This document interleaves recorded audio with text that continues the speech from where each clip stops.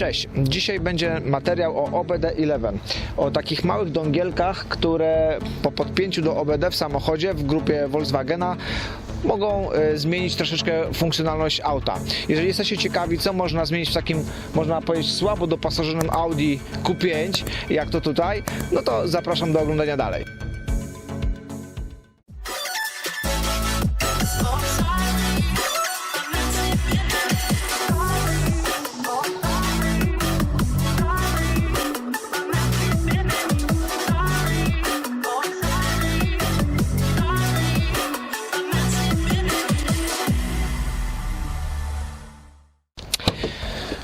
To może zacznijmy od tego, od wersji OBD11, ile tego jest i co one sobą reprezentują. Więc najprostszą i najtańszą wersją jest OBD11 biały. To jest najstarsza wersja tego urządzenia, dedykowana tylko pod Androida.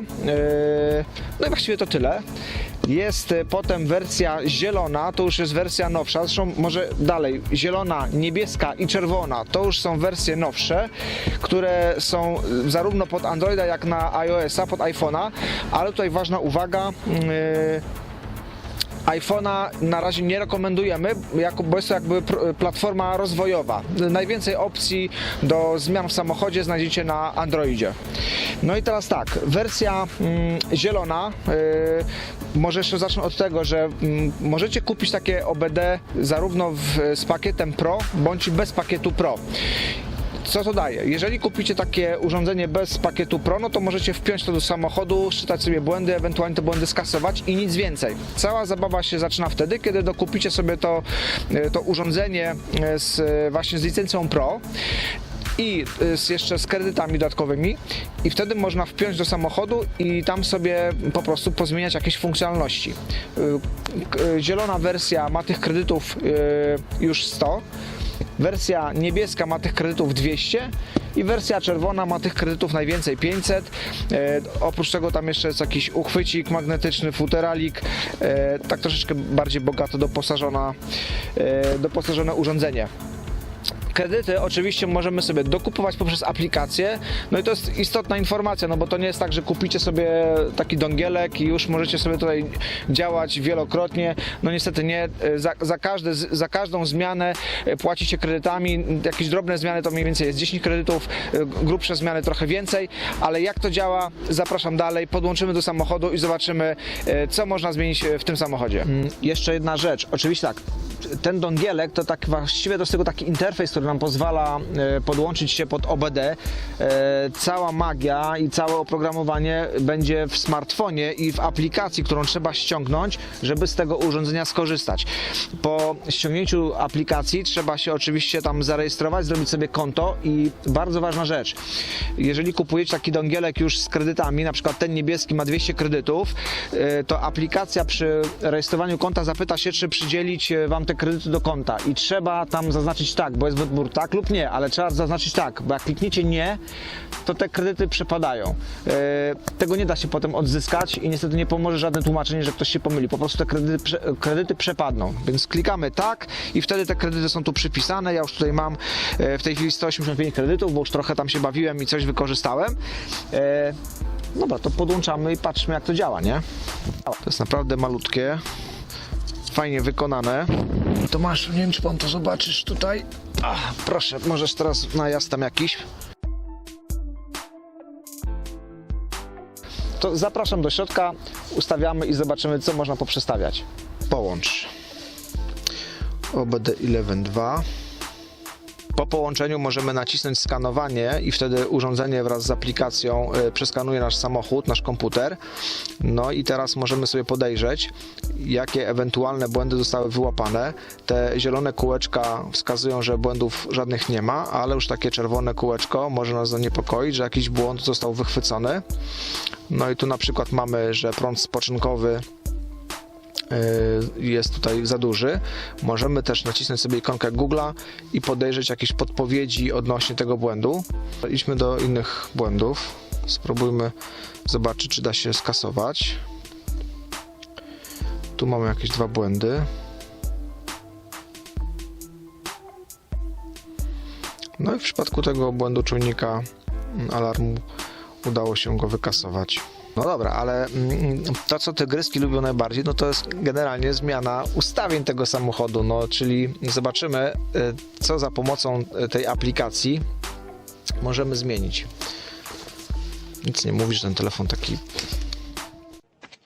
Bany farbą, czy nie wiem czym. Tu już mamy samochód, jaki nam został wykryty. Mamy informacje o tym samochodzie, przebieg, jakieś takie podstawowe rzeczy.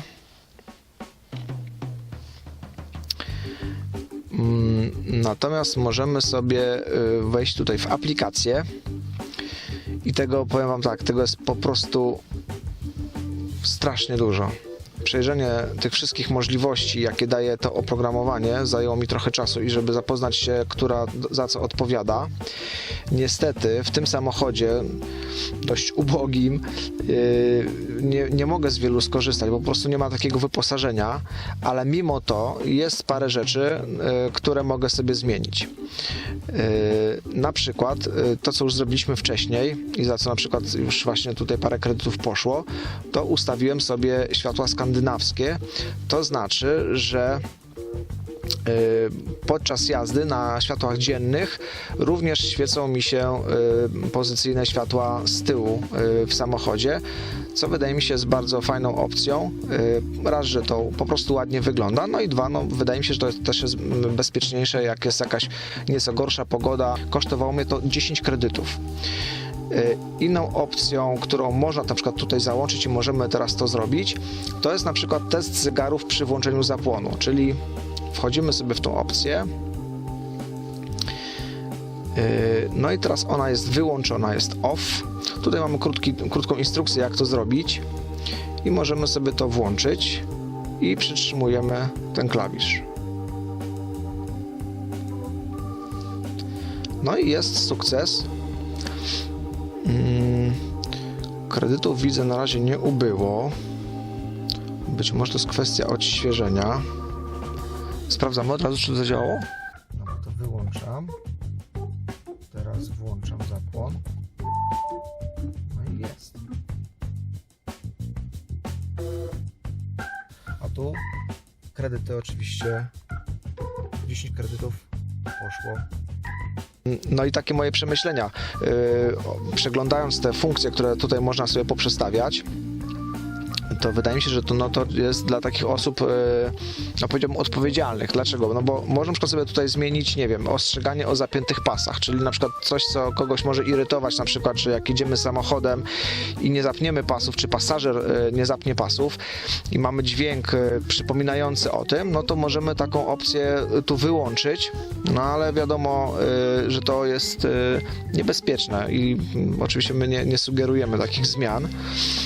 Ale na przykład, co mnie w tym samochodzie tak trochę irytuje, to jest system start-stop.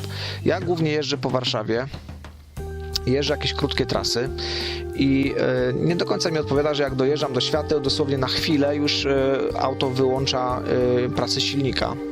I oczywiście można to zrobić, że można jednorazowo wyłączyć funkcję start-stop tym klawiszem. I tego nie będzie, ale po wyłączeniu, po skończonej jeździe, po ponownym uruchomieniu silnika ta opcja jest domyślnie znowu włączona, czyli znowu samochód będzie mi się na światłach wyłączał. No, żeby oszczędzać paliwo, to kwestie są ekologiczne, ale ja nie jestem do końca przekonany, czy to jest aż tak bardzo ekologiczne, kiedy, nie wiem, rozruch silnika, praca rozrusznika, jakie to jest żywotne. No dlatego może spróbuję sobie to zdezaktywować. Not active. No i przytrzymuję. Kolejna opcja, sukces. Wyłączyłem sobie na stałe funkcję start-stop w samochodzie. O tam A przekreślone, to jest ten automatyczny stop nieaktywny. Z ciekawych opcji, którą jeszcze można sobie tu na przykład włączyć, wyłączyć, to jest na przykład funkcja oglądania wideo podczas jazdy, no ale to jest tylko wtedy możesz to ustawić, jeżeli twój samochód pozwala ci oglądać wideo na postoju, a kiedy ruszasz, no to wtedy wideo jest blokowane ze względów bezpieczeństwa, no to takie wideo można rozblokować, żeby no, podczas jazdy ono działało. I to się tu nazywa wideo w ruchu MIB. No niestety ja sprawdziłem u mnie w samochodzie, niestety wideo nie jest odtwarzane na postoju, więc no nie mogę z tego skorzystać, ale na przykład mogę skorzystać z opcji kierunkowskaz komfortowy. Chodzi o to, że jak naciśniecie raz kierunkowskaz, no to tu miałem takie są trzy kliknięcia, prawda? 3 razy błyśnie kierunkowskaz za każdym takim naciśnięciem. Być może masz potrzebę, żeby tam na przykład to było nie 3 razy, a większą ilość razy, no to wtedy możemy sobie tutaj to zmienić. Zobaczcie, mam fabrycznie 3, jest to pokazane. Mogę sobie tu ustawić, że to ma być 1 raz, 2, 3, 4, 5. No 5 jest wartością maksymalną. No spróbujmy 4 w takim razie. Będzie mnie to kosztować 10 kredytów. No trudno.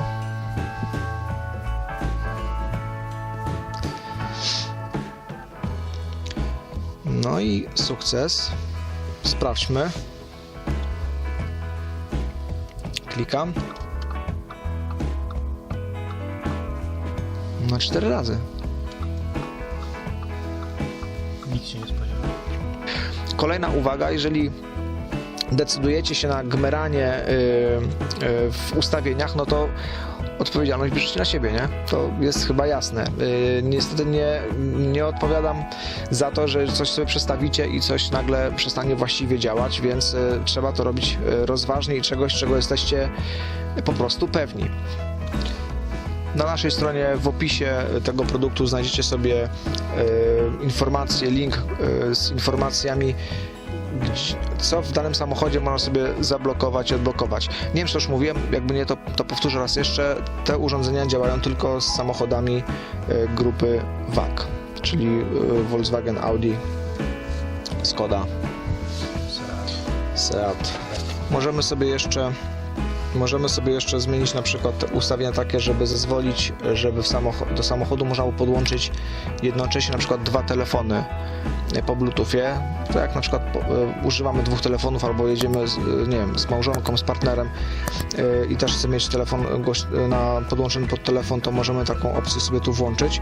Możemy włączyć, wyłączyć światła DRL, żeby na przykład się nie zapalały, no ale to wiadomo, w niektórych państwach, właściwie w większości, w całej Europie trzeba jeździć na światłach dziennych, no ale jest możliwość, żeby to wyłączyć.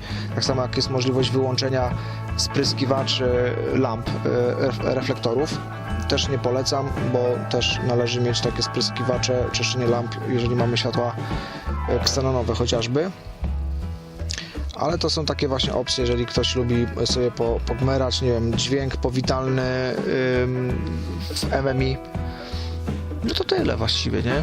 Będziemy jechać pomalutku do garażu.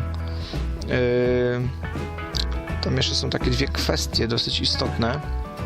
Kwestia jeszcze taka właściwie, o tym już właśnie mówiłem, to jest kwestia taka, że no musicie to robić wszystko ostrożnie, nie bierzemy odpowiedzialności, jeżeli tam sobie coś w samochodzie zepsujecie. Druga rzecz, no to jest kwestia zwrotów. U nas w sklepie generalnie jak się coś kupuje, dajemy 30 dni na zwrot, ale to konkretnie urządzenie traktujemy jako oprogramowanie. To tak jakbyście kupili płytę CD z filmem czy z oprogramowaniem, nie wiem, Office'a i chcieli ją zwrócić. No to taki zwrot nie jest możliwy. Chodzi o to, że no, można sobie wyobrazić sytuację taką teoretyczną, że ktoś sobie to kupuje, wprowadza sobie zmiany w samochodzie, a potem próbuje to zwrócić w ramach 30 dni, no ale wiadomo, że wtedy do urządzenia jest przypisane konto, kredyty, więc zwroty takiego urządzenia no, nie są możliwe w taki prosty sposób. To tyle. Z tym drugim telefonem to niebezpieczne. Tak głośno mówiąc. Tak, to prawda. Bezpieczeństwo. Film nie był sponsorowany. To znaczy, że nikt nam za zrobienie tego filmu niczego nie dał i nie zapłacił. Wyraziliśmy tu tylko swoją własną opinię na temat tych urządzeń. Znajdziecie je na sklephadron.pl, gdzie gorąco zapraszamy.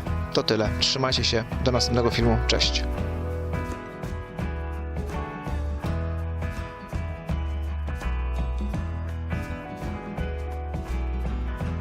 O, produkt jest litewski, nie chiński.